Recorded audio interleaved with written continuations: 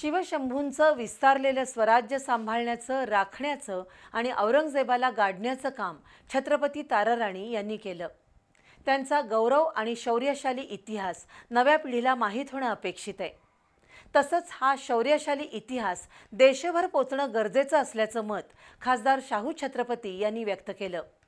रणरागिणी ताराराणी या नाटकाच्या कोल्हापुरातील प्रयोगादरम्यान ते बोलत होते.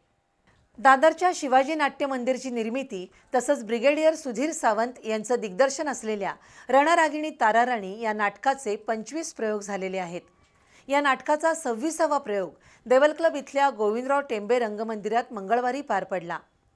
सुरुवातीचा शंभूराजांचा काळ आणि त्यांच्याशी झालेला दगाफटका, त्यानंतर सरसेनापती संताजी घोरपडे तसंच जयसिंगराव पदवी देऊन सन्मानित केलेल्या धनाजी जाधव यांचं शौर्य, औरंगजेबाचा दरबार आणि त्याच्याच छावणीत त्याला खडे बोल सुनावणाऱ्या राणी येसूबाई, संताजी धनाजी यांची मोगल सैन्यात असलेली दहशत आणि औरंगजेबाचा याच मातीत झालेला अंत ही दृश्य नाटकात अप्रतिमरित्या साकारलेली आहेत.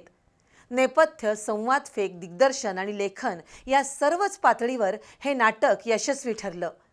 दरम्यान छत्रपती ताराराणी यांच्यासारखी अतुलनीय शौर्य गाजवणारी महिला राणी या जगात झाली नाही, असं इतिहास संशोधक डॉक्टर जयसिंगराव पवार यांनी सांगितलं. तर छत्रपती ताराराणी यांचं अतुलनीय शौर्य नव्या पिढीसमोर आणण्याचं कार्य ब्रिगेडियर सावंत यांनी केलंय, असं खासदार शाहू छत्रपती यांनी सांगितलं. दरम्यान कोल्हापूरकरांच्या वतीनं या नाटकासाठी खासदार श्रीमंत शाहू छत्रपती यांच्या हस्ते मदतीचा धनादेश देण्यात आला.